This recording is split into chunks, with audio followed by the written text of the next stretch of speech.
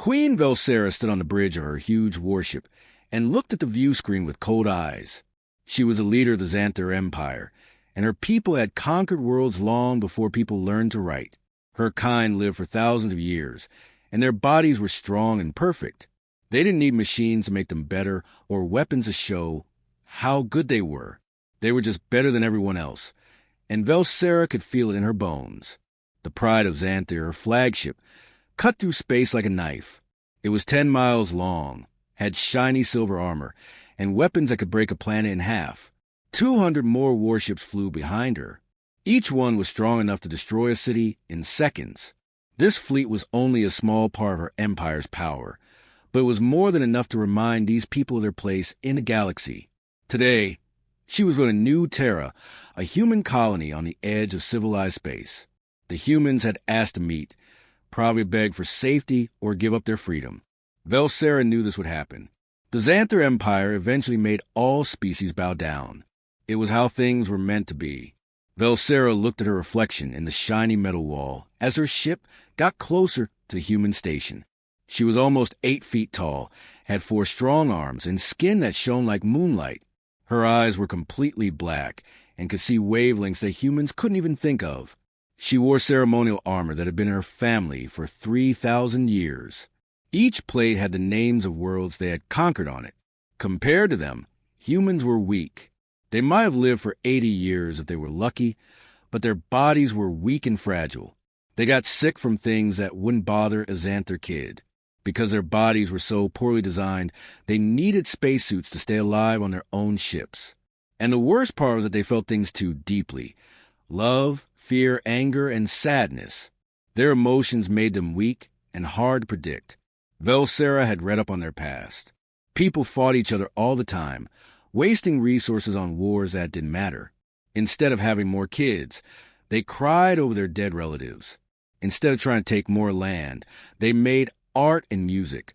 In every way that could be measured, they were worse.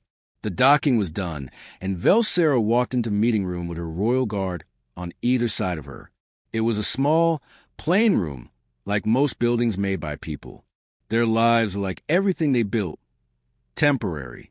Why bother making things pretty when you'd be dead in less than 100 years? Ambassador Jake Morrison was sitting across from the steel table.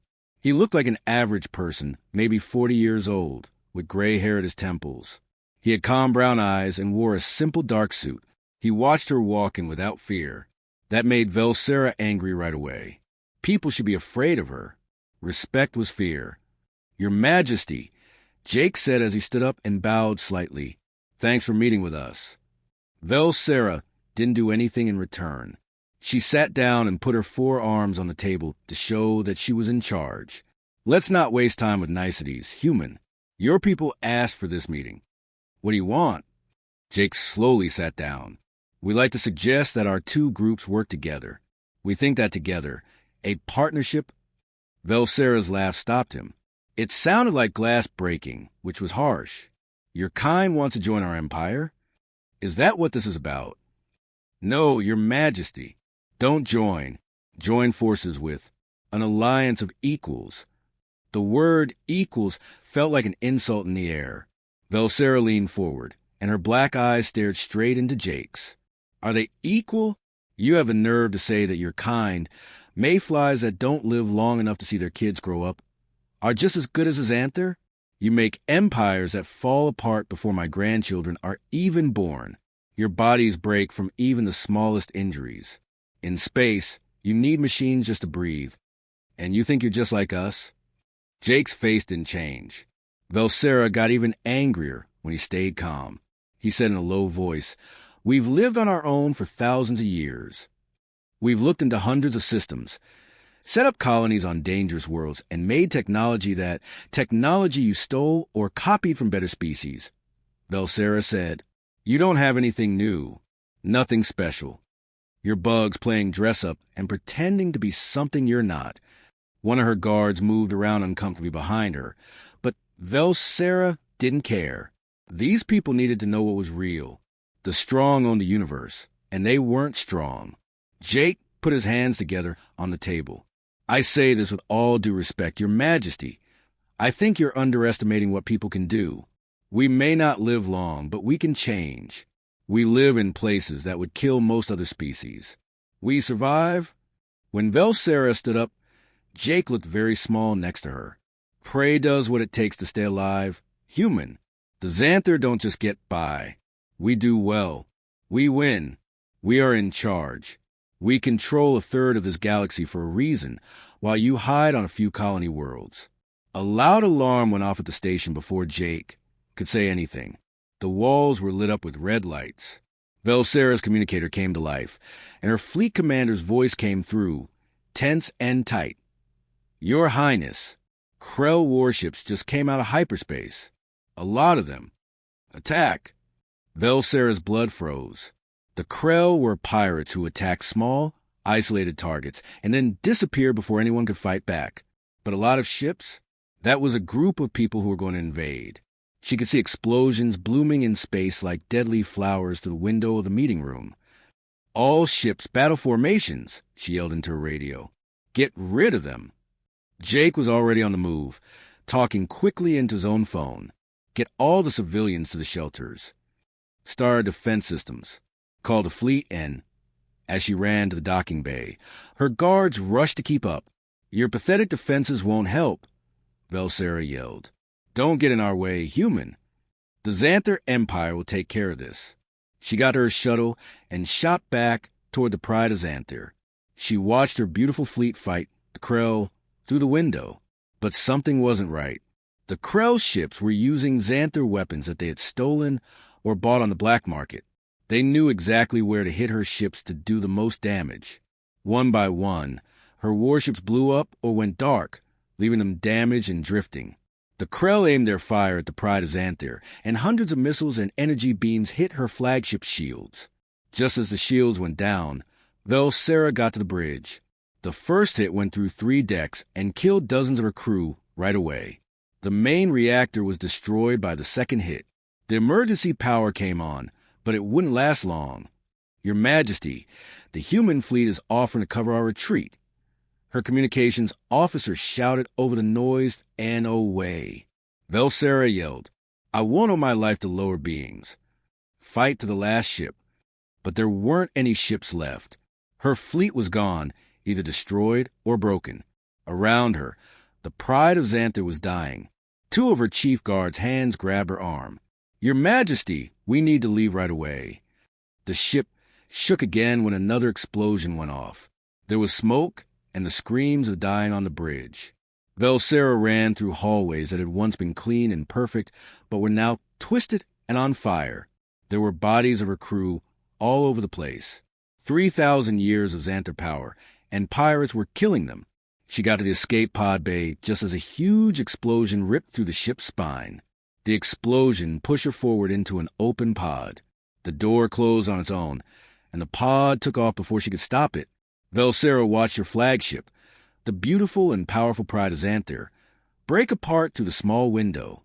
Some of it fell through space, some were on fire, and some were dark and frozen. Her fleet was no longer there. Her crew was dead, and she was going down. The thrusters on the pod fired at random times because of shrapnel damage. As it entered the atmosphere of the wilderness moon below New Terra, it spun out of control. Velsera was thrown against the walls, and she could feel her bones breaking in her arms and ribs. Her armor, which was supposed to be indestructible and 3,000 years old, cracked like pottery. The pod hit the ground with a bang. The metal screamed and ripped. Around the impact site, trees blew up. Velsera tried to stand up when everything finally stopped moving, but she fell right away. 3 of her 4 arms were broken and hanging at strange angles. She could taste purple blood in her mouth. Her distress signal blinked once, and then went out. She crawled out of the broken pod, leaving a trail of blood behind her. The forest on the other planet was dark and cold. The trees were full of strange animal sounds. Velsera, who had led fleets and taken over worlds, was now lying in the dirt like a broken toy. She could see movement through her blurry vision, a person coming through the trees with something in their hands. She recognized the face as he got closer. Morrison Jake, the ambassador for people. the bug she had made fun of less than an hour ago. He knelt next to her and put down a first aid kit. His suit was ripped and his face was dirty, but his eyes were calm. "Stay away from me," Velsera was able to hiss, but her voice was weak and sad. Jake took out some scanning tools from his kit. "Not a chance, Your Majesty," he said in a low voice. "Let me help." Velsera wanted to say no. She wanted to tell him that she'd rather die than get help from a mayfly, an insect, or any other lesser being.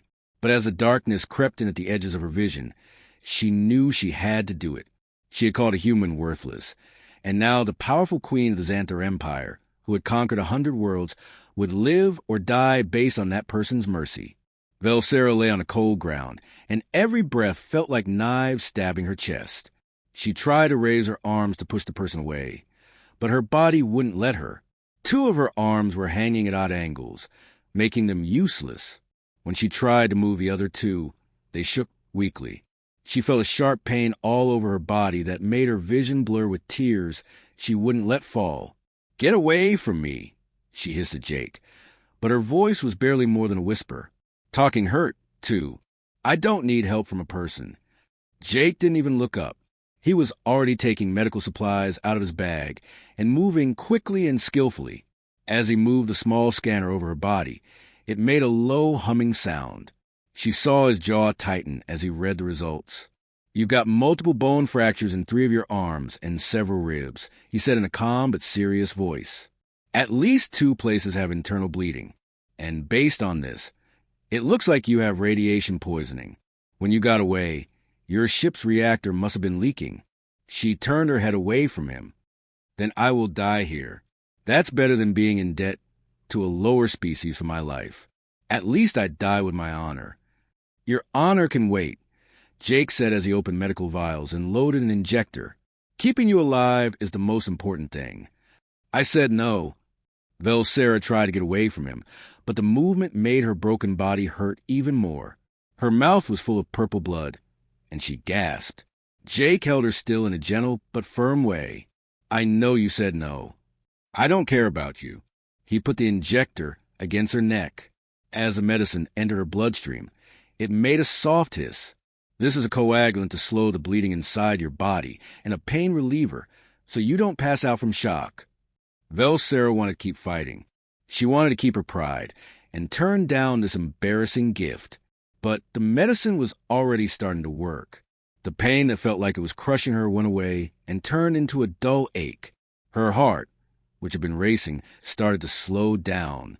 She felt like her eyelids were heavy. She watched Jake work with her eyes half closed. His hands moved with surprising skill as he carefully looked at each of her wounds. This was the same person she had called an insect just a few hours ago. The same one she had made fun of for being weak and short-lived. And now he was keeping her alive. He took out thin metal strips and carefully straightened her broken arms, putting the bones back together as best he could before wrapping them in splints. Every move was soft and exact.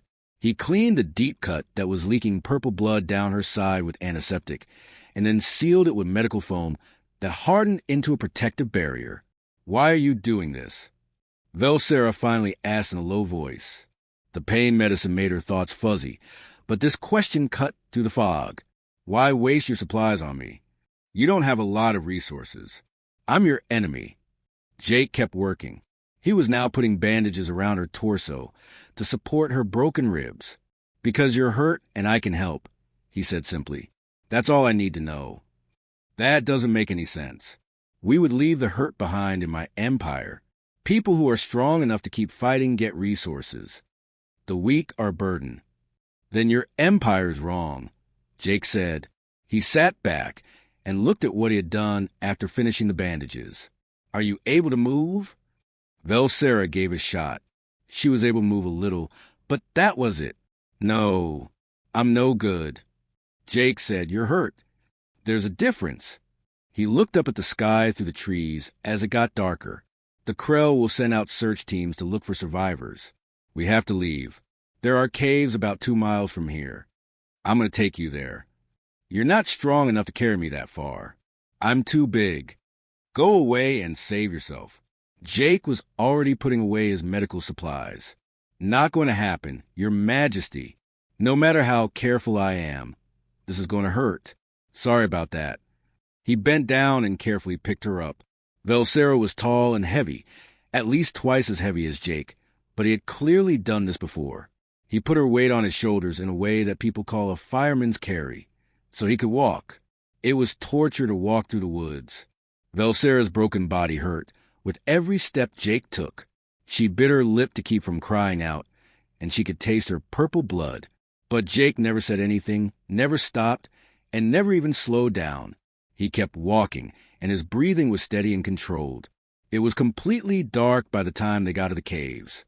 Jake put her down as gently as he could in a deep cave, far from the entrance. It was dark and damp in the cave, but it was hidden, secure. For the next 3 days, a strange pattern started to form. Before dawn, Jake would leave to look for crow patrols and get supplies. Then he would come back to check on Velsera's wounds and bring her food and water. They would sit in the dark and talk in whispers at night. Velsera was surprised by what she learned about Jake. He had been a combat medic in the human military before he became a diplomat. He had fought in 3 wars and saved lives on dozens of worlds. He talked about it like it was nothing special, just a job he'd done. How many people have you saved? Velsera asked one night. Jake thought about it. I don't know. I never kept track. A few hundred, maybe? Some of them were people, and some of them were aliens. You don't care what kind of animal they are when they're bleeding out in front of you. Even foes? Enemies in particular. Jake said, I took care of soldiers from both sides during the border wars. Some of the people I saved had been shooting at us just an hour before. But after the fighting stopped, they were just scared kids who didn't want to die. Velsera couldn't picture this. In Xanther culture, enemies should only die. Did your commanders let this happen? They told me to do it, Jake said. People have said for a long time, the true soldier fights not because he hates what is in front of him, but because he loves what is behind him. We fought to keep our people safe, not because we like killing. On the 3rd night, Velsera woke up with dry mouth. It was dark in the cave, but she could see Jake's shadow near the door. He was holding something, the last clean water bottle they had. She saw him bring it to his lips and then stop. He turned around and looked at her. After a moment, he walked over and gave her the bottle. You should drink this, he said. Velsera looked at the bottle, and then at the stream that was flowing down the wall of the cave. That water could be dirty. You drank from the stream. Yes, and I have medicine for illnesses that come from water. You don't. Your body is still healing from radiation poisoning. You need clean water more than I do. You need your strength, Velsera said. If you get sick, we'll both die. Jake said, I'll be fine, and pushed the bottle into her good hand. Drink. Velsera took her time drinking the cool, clean water, which made her dry throat feel better. She saw Jake go back to his post near the entrance. She couldn't understand this. The strong took what they needed in her empire. The weak had a hard time. But this weak, short-lived person was giving up his resources to keep her, his enemy, alive. I don't get your kind, she said quietly. Jake turned to look at her, and she could see his small smile even in the dark. That's fine, Your Majesty. You have time to learn. We're not going anywhere for a while. But the next morning, they heard noises coming from outside the cave. Steps. A lot of them. Then voices speaking in the harsh Krell tongue. Jake's whole body got tense. He took his gun out of his belt and looked at the bullets. 12 rounds. That was all he had. He whispered to Velsera as he walked toward the cave entrance. Stay here and be quiet. I'll take care of this. No. Velsera tried to get up but couldn't. Jake, you can't fight them by yourself. They're soldiers from Krell. They wear armor that give them power and carry plasma rifles. You're going to die. Jake looked at his gun one last time. His hands were steady and his face was calm. Then I guess I should be smart instead of strong, she said. Velsera could see 3 huge shapes coming into the canyon from a cave entrance. Krell warriors, each one 7 feet tall, and wearing armor that could stop bullets and blades. They had guns that could melt stone. Jake only had a small gun and 12 bullets. Velsera said that people were weak. She had called them bugs, weaker beings who lived because of luck instead of strength. She was about to find out how wrong she had been. Velsera lay in the dark cave, unable to move because her body was still too weak. She could see 3 huge shapes coming into the canyon through the small opening. Krell fighters. The armor they wore was heavy and made their bodies shine dull gray in the morning light. Each one was at least 7 feet tall. The armor was thick enough to stop bullets, and even small bombs. They had plasma rifles in their hands, which are guns that can melt solid rock. Jake was crouched by the cave entrance with only a small gun in his hand. 12 bullets. That was all he had to fight 3 armored killers. Velsera wanted to yell at him to run, hide, or do anything else but face them, but she knew he wouldn't pay attention. He was staying to keep her safe. The first Krell warrior stepped into the canyon, his helmet looking around. His armor sensors would pick up any heat, movement, or anything else that was out of place. They would find the cave eventually. Jake didn't wait for that to happen. He came out from behind a rock and shot 2 quick shots, but not at the Krell. They were aimed at something above them. A loud crack, and then a rumbling sound reached Velsera's ears. Jake must have been getting ready for this because he put a small explosive charge on the unstable rock face above the canyon entrance. The blast wasn't very big, but it didn't have to be. A lot of rock fell down, and the first Krell warrior looked up too late. The rock slide completely buried him, and his armor was crushed under the weight before he could even raise his weapon. The other 2 Krell yelled in rage and started shooting.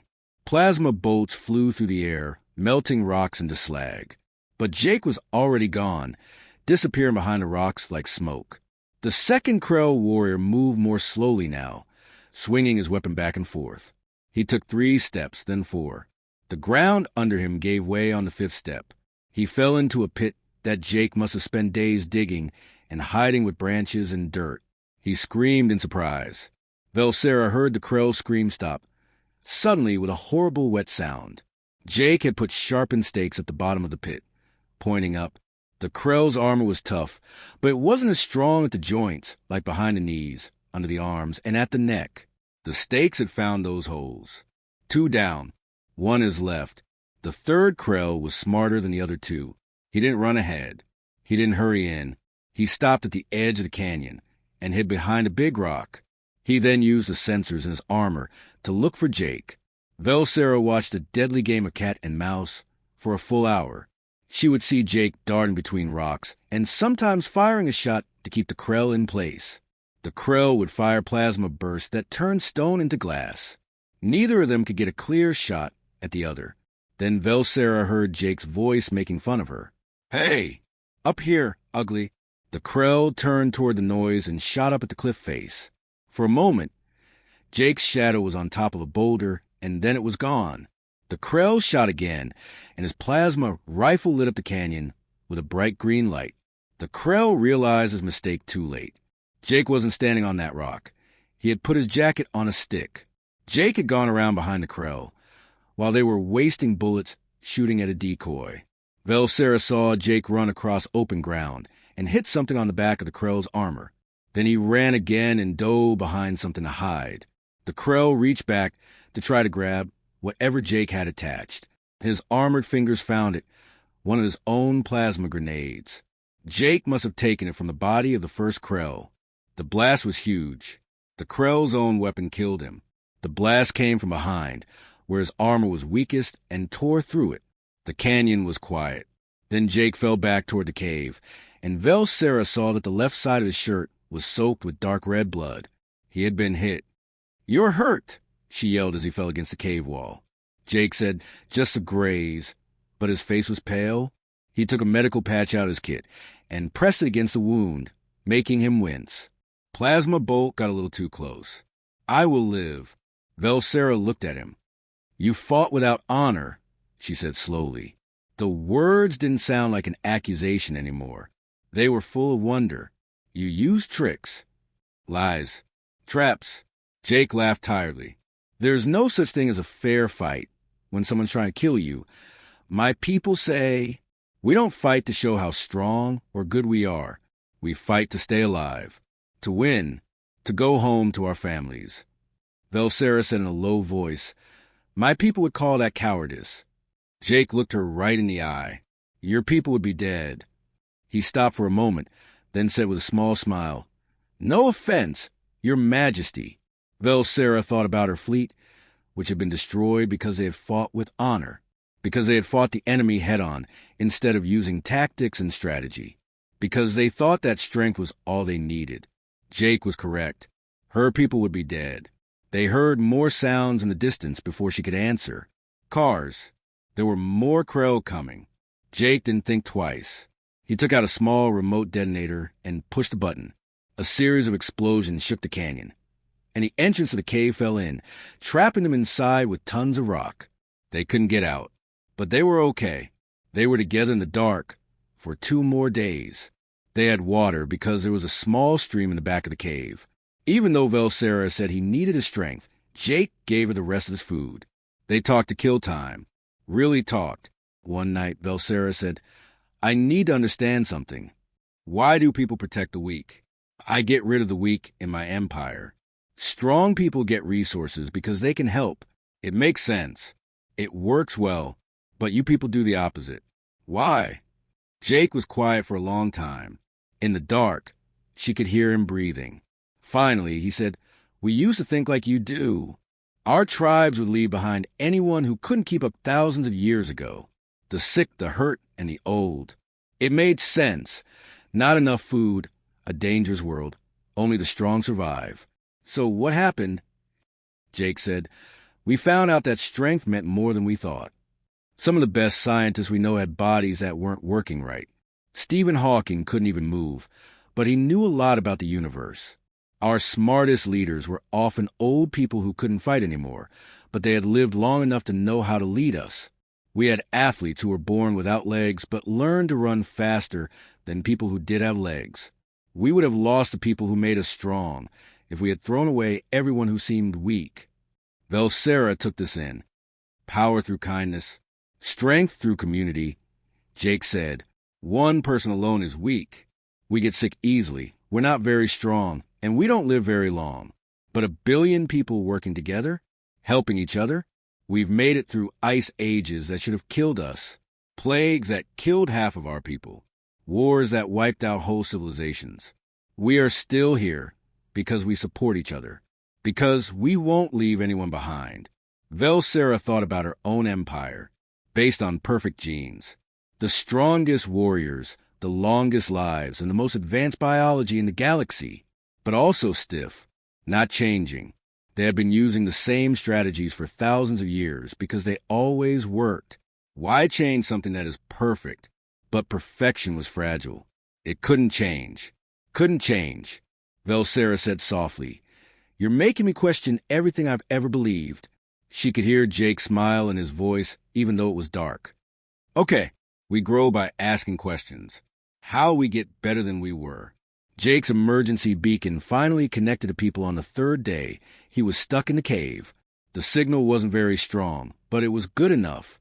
They heard planes flying overhead within a few hours.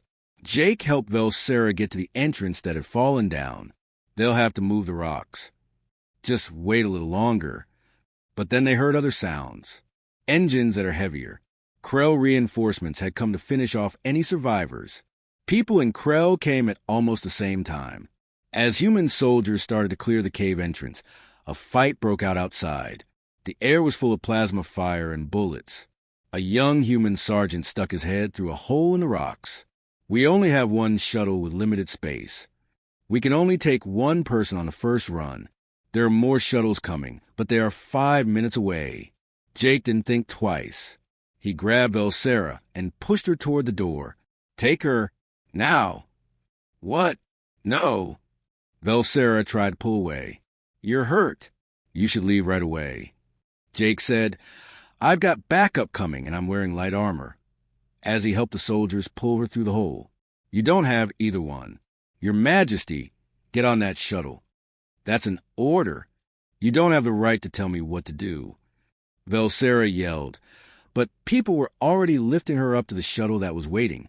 Even though the plasma fire lit up the canyon around them, Jake smiled at her. Of course I do. Orders from the patient.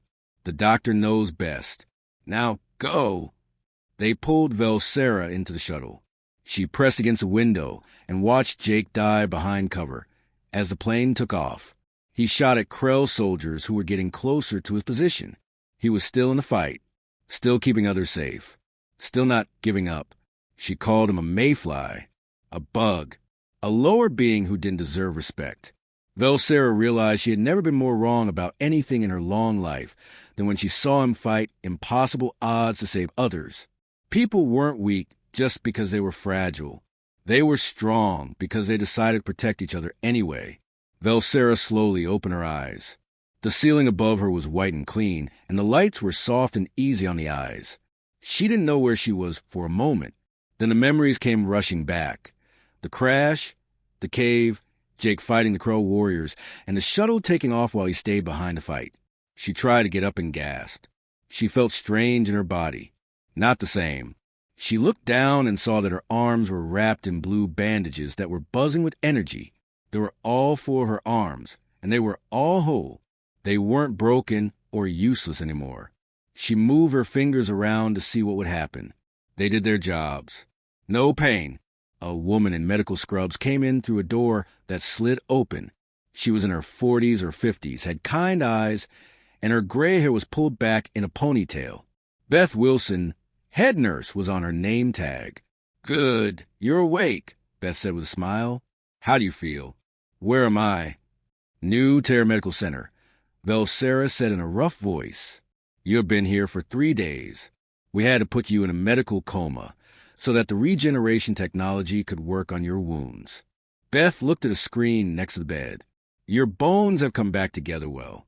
The bleeding inside has stopped. Your body is getting rid of the radiation poisoning. You'll be fine. 3 days. Velsera's mind was racing. The fight, her fleet, and Jake. Where's Jake Morrison? The words came out more harshly than she meant, almost like she was in a hurry. Beth's smile got softer. He's recovering 3 floors up. He almost died getting you out of that canyon, but he's going to be okay. That one is tough. I have to see him. Now! Velsera's tone made it clear that there was no room for argument. Beth sighed but agreed. I'll get a chair. They pushed Velsera through white hallways where medical equipment made a low hum. People who worked in the hospital, like doctors and nurses, walked by. Some did double takes when they saw her, but none were scared or angry, just curiosity and, oddly enough, worry. Jake's room was smaller and less fancy than hers. He was lying in bed with his eyes closed and the same blue regeneration bandages around his torso. His face was pale, and there were dark circles around his eyes. He looked so little lying there, so weak, so very human. Velsera put her wheelchair next to his bed and sat there, watching him breathe. She had led fleets of thousands of ships. She had taken over worlds. She had made deals with many different kinds of people. But she'd never felt this way before, a tightness in her chest and a fear that someone else might not make it. She waited 3 hours before Jake's eyes finally opened. He blinked a few times to focus on her face, then smiled weakly. Your Majesty, you should be sleeping. Yes, you should too, you idiot. Velsera was shocked at how angry she sounded. Why didn't you leave first? You were hurt. Jake tried to shrug, but the pain that shot through his body made him wince. Because you needed help more than I did. It's just math. You almost died for me. Velsera leaned forward in her chair. The nurses told me you got 3 plasma burns while you were being evacuated. Before the second shuttle got there, you passed out from blood loss. You almost didn't make it. Yeah, well. Jake's smile was real, but it was tired. That's sort of what I do. Help people. Even stubborn alien queens who insult all of my kind. Velsera didn't smile back. I don't get you. I called you an insect. I told you that your people were mayflies pretending to be civilized. I didn't care about anything about people, but you did save my life. Twice. Why? Jake was quiet for a moment, looking at her face with his brown eyes. Because I could help you, because you were hurt. That's all the reason I need, and I keep telling you. Velsera got better quickly over the next week. Her xanthobiology, along with human regeneration technology, worked better than the doctors thought it would. She could walk again by the 4th day, and by the 7th day, she felt almost normal. But the news from the rest of the galaxy was anything but normal. The Krell pirates had used the destruction of her fleet as a way to start a huge invasion. They were pushing deep into both human and Xanther lands, using stolen Xanther weapons to great effect. Colonies were going down. There were billions of lives at stake, and her own empire had said she was dead. The High Council was already in the process of choosing a new queen. They saw her as just another victim of war, already gone, but the people still remembered her. Once he could walk again, Jake went to her room every day. He moved slowly because he was still healing, but he came anyway. On the 8th day, he brought official papers. The human colonial government has given me permission to offer you a ride back to Xanther space, he said as he put the papers on her table. We have a ship leaving tomorrow for diplomatic reasons. If you want, it can take you home. Velsera spent a long time looking at the papers. Home, the Xanther Empire, a place where people would think she was weak for needing help, a place where they had already taken her place, a place that would never send someone like Jake Morrison to help an enemy. Was that really home anymore? She finally said, pushing the papers away. I won't go back. Not yet. Jake raised his eyebrows. What are you going to do? Velsera stood up to see if her legs were fully healed. She walked over the window and looked down at New Terra. There were many human cities on the land, and they were all full of life, noise, and disorder. It's so different from Xanther architecture, which is so neat and perfect. She turned back to Jake and said, I'm going to fight. The Krell are using Xanther technology that they stole against both of our people. I know how that tech works. I know what they do and what they don't do well. I can help you fight them. She got closer to him. You saved me when you could have let me die. I was wrong about you. I was wrong about your whole species. You taught me that being strong doesn't mean living forever or having perfect genes. It's about deciding to protect other people even if it costs you everything. She spoke more quietly. Let me fix this. Let me help. Jake stared at her for a long time before reaching out his hand. Your Majesty, welcome to the team. Velsera took his hand in hers. It still felt strange to shake hands, even though there were only 2 hands instead of 4. Please, just call me Velsera. They took their combined knowledge to the command of a human military. Admiral Kate Robinson and the Human War Council met with Velsera to talk about strategy. She told them everything she knew about Krell tactics and stolen Xanther weapons. Jake worked next to her, turning her knowledge into plans that work with how people fight. The Krell rely on overwhelming firepower and heavy armor, Velsera said, pointing to tactical displays. They think their enemies will come at them head-on, but their sensors can't see very low frequencies, and their armor can be damaged by long-term kinetic impacts, not energy weapons, but regular bullets and missiles. Admiral Robinson leaned in. So we hit them hard and fast where they don't see it coming, using kinetic weapons to break through their armor.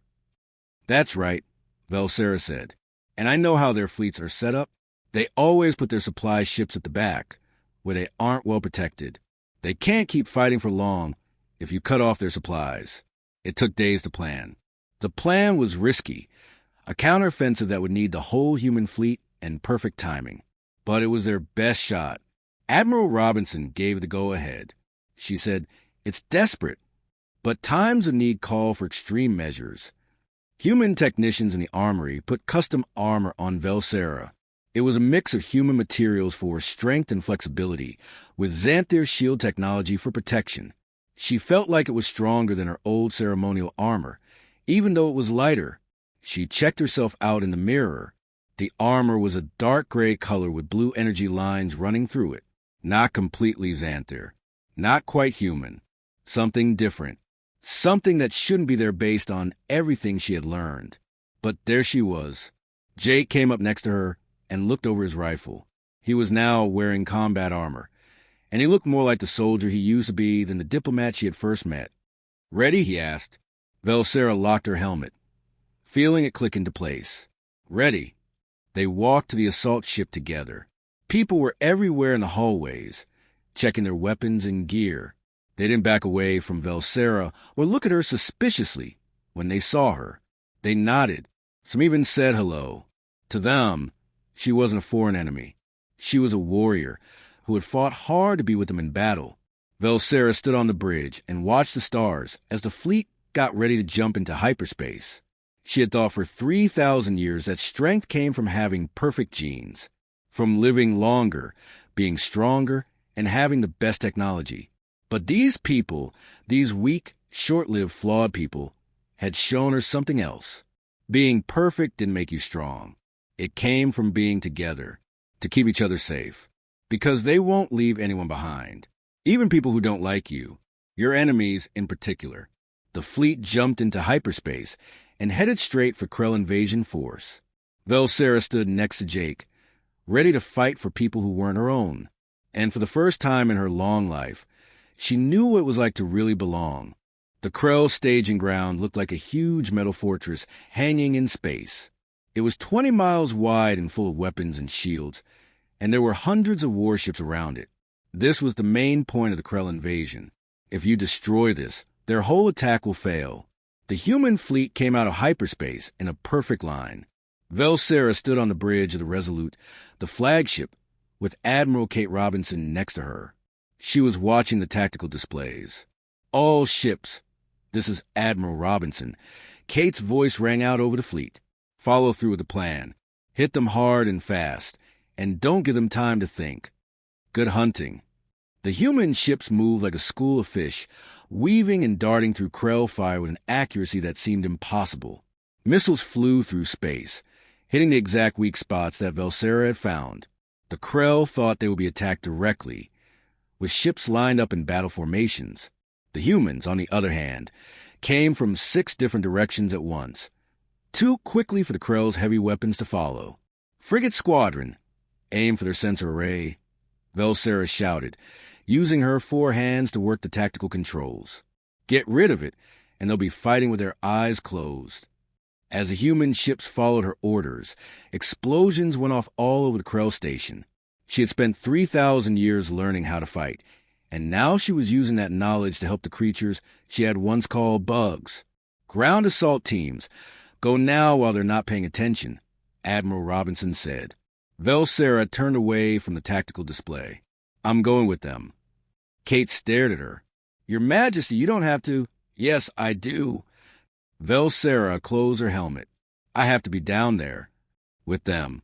She found Jake and his assault squad in the launch bay, where 20 soldiers were checking their weapons and armor. Jake just nodded and gave her a gun when he saw her. No questions. No fighting. Stick close to me, he said. It's going to be a mess in there. The assault shuttle fell quickly and hard, breaking through the Krell station's weak shields. The landing was rough, and everyone was thrown against their restraints. The ramp went down, and they ran into hell. Krell warriors filled the hallway ahead, shooting plasma weapons that melted the metal walls. Jake's squad moved like they'd done this 1,000 times before, covering each other, moving in controlled bursts, and never leaving anyone open. Velsera fought with them. A Krell warrior ran at her, and she used all 4 of her arms to take away his weapon and throw him into 2 other Krell. Danny Chun, a human soldier, had her back and killed 3 Krell who were trying to get around her. Thanks, she said. No problem. Danny shouted back and was already moving to the next spot. They pushed deeper into the station, fighting for every inch. The Krell knew what they were after. The main reactor. If that happened, the whole station would lose power and the fleet would be defenseless. Velsera saw human soldiers die. Not many, but every loss hurt. These weren't her people, but they felt like they were now. She had fought with them, bled with them, and earned their trust. They came to a point where the hallway opened up into a bigger area. There was only one more door to get to the reactor room. Jake wanted to put explosives at the entrance. That's when Velsera saw it. A Krell plasma grenade bouncing across the floor and stopping right between her and Jake's squad. It felt like everything was moving slowly. It would take 3 seconds for the grenade to go off. For maybe everyone within 15 feet of the blast would die. A young soldier threw himself forward before Velsera could move, or anyone could shout a warning. He was probably no older than 20, had red hair and freckles on his nose. Davis was written on his name tag. Tom Davis jumped on the grenade and wrapped his body around it. The blast was muffled, but it was still terrible. Tom's armor took most of the blast, but Velsera knew that nothing could survive that close up. The squad barely stopped. They were already moving and firing back at the Krell, who had thrown the grenade. The mission was the most important thing. Tom had died for that. Jake blew up the door, and they rushed into the reactor room. The fight was short and violent. Jake set charges on the reactor's core in just a few minutes while the squad held off reinforcements. Charges set. Jake yelled, "Everyone out now!" They took off. The reactor went critical behind them. The blast ripped through the station center, and Krell ships all over the tactical displays started to lose power. Without their command center and coordination, the Krell fleet broke up like leaves in the wind. The human fleet followed, but they didn't need to. The Krell invasion was stopped. They had won. But when Velsera got on the evacuation shuttle, she saw them putting Tom Davis's body on a stretcher. His face was calm, as if he were sleeping. He looked so young. "Why?" Velsera whispered, looking at Tom's body. "Why did he do that?" Jake stood next to her with a sad, tired look on his face. "Because you're one of us now. We don't leave anyone behind. We don't let our people die if we can take their place." Velsera stared at him. "He's given up everything for me. He could have lived for another 60 or 70 years. He threw it all away in a flash." "He didn't throw it away," Jake said softly. "He used it about something that was important, on keeping his team safe. That's what makes us who we are, Velsera. We know we don't have much time, so we make it count." The shuttle ride back to the fleet was quiet. Velsera couldn't stop thinking about Tom Davis. He hadn't lived very long in Xanther terms. A mayfly, a bug, and yet, in that short time, he had done something that Velsera, who had lived for 3,000 years, had never been able to do: be truly selfless. Velsera made a choice when the fleet got back to New Terra. She didn't ask for permission. She just walked into the main communication center and asked to use the long-range transmitters. She told the technicians, "I need to send a message to Xanther space. Now." They put it together. Her signal reached the Xanther homeworld in a matter of minutes, and the High Council's faces appeared on the screen. They were shocked to see her. Velsera, High Counselor Drathvan, was the first to speak. "We thought you were dead." "I know. You said I was dead, and then started looking for someone to take my place." Velsera's voice was calm but cold. "I am very much alive, and I have come back with a message that will change everything." The members of the council moved around uncomfortably. "Your Majesty, it was unfortunate that lesser species saved you, but stop calling them that," Velsera said. "I'm done with this pride. I'm done with being blind." She took off her helmet so they could see her face better. The scars from a wilderness moon were still there on her forehead and cheek. They had saved her life with human medicine, but she had asked them to leave some of the scars. She wanted to remember. "Yes, humans saved me," she said. "The same kinds of bugs I call mayflies and insects. I thought the species was weak and primitive, and I learned what real civilization is like when I was saved." Velsera told them everything for the next hour. She talked about how Jake carried her through the woods while Krell was looking for them. She told them how he gave her the last clean water. She told them that he fought 3 armored warriors with only a gun and won by using strategy instead of strength. She told them about the human hospital where they took care of her without asking for money or loyalty, about the soldiers who fought with her as equals, not as servants, and last, about Tom Davis, who jumped on a grenade to save her life. He was 20 years old, Velsera said, her voice cracking a little. By our standards, he was still a child. He gave up his whole future in a second to keep me safe. Someone I don't know, a stranger, someone who had insulted all of his kind. The council didn't say anything. "For thousands of years, we've measured civilization by genetic perfection and lifespan," Velsera said. "We throw away the weak. We get rid of the bad ones.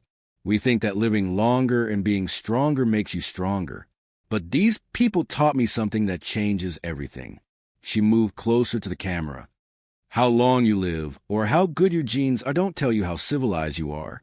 It's based on who you won't leave behind, by who you choose to protect, even if it means giving up everything. Drafven, the High Counselor, spoke carefully.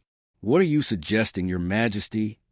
A real alliance with people, Velsera said, not as rulers and subjects, not as bosses and workers, as equals, as partners. We can learn a lot from them. There were protests in the council. They're not as good. They only live for 100 years. This is crazy. Velsera let them yell. She spoke again when they were quiet. You don't have to accept this. You can choose a new queen and keep doing things the way you always have. But I want you to know that I will keep pushing for this change. I will keep telling our people what I know, because I know of a better way to live. And I will fight for it with all my strength. She stopped the transmission. There was a lot of arguing in the Xanther Empire for 3 months. During that time, Velsera was on New Terra, working with Jake to figure out what an alliance might look like. She sometimes thought the council would turn down everything. Some days she had hope. At last, the answer came. The council had made a decision. They had agreed to a formal alliance with humanity by the smallest margin in Xanther history. The first human Xanther embassy had its opening ceremony on a clear spring day. A lot of people came. Humans and Xanther were together for the first time ever. Jake and Velsera stood together in the middle, both dressed in formal diplomatic clothes. But before the ceremony started, Velsera walked to a wall of remembrance that had been put up near the embassy. The names of everyone who had died in the fight against the Krell were carved into it. Tom Davis's name was close to the top. Jake saw her standing there quietly and asked, "Are you okay?" Velsera didn't look away from Tom's name. "I was thinking about something you once asked me," she said. "You asked me why people fight so hard for other people, even people they don't know. Did you get it?" With one finger, Velsera reached out and traced Tom's name. "I believe I did. Being better than everyone else isn't what makes people strong. It's in the choice that no one has to fight alone, that everyone should be safe, that every life is important, no matter how short." Jake grinned. "That took you long enough to figure out. I had a good teacher," Velsera said as she turned to him. "Thanks, Jake, for everything." The ceremony was very nice. People from both species spoke about working together and having a better future, but Velsera could barely hear them. She kept looking at the wall with the names of the dead and thinking about what Tom's death meant. Years went by. The alliance between humans and Xanther got stronger. Other species wanted to join because they saw what working together could do. The alliance turned into a coalition, and the coalition turned into something new, a galactic community based on respect instead of conquest. Now, Velsera ruled her people in a different way. She stopped the practice of getting rid of the weak. She set up programs to help sick and old people. She let other species into Xanther universities. Not everyone liked the changes she made, but enough did that the Empire started to change. She always wore a small metal badge on her armor that Jake had given her. It was a symbol of a human combat medic. She told everyone who asked about it the story of how a man saved her life when he could have let her die. One day, Velsera stood with Jake and looked out at the embassy gardens where human kids played with young Xanther. She finally said what she had learned. "I spent 3,000 years thinking that strength meant being better than everyone else. Being better, being flawless, never needing help. And now," Jake asked, "a human child help a young Xanther climb a tree," and Velsera watched them both laugh. "Now I know that being there for each other is real strength. Helping each other up, not letting anyone fall." A person she had once hated had saved her. In being saved, she learned what it really meant to be strong, not looking down on others, standing next to them,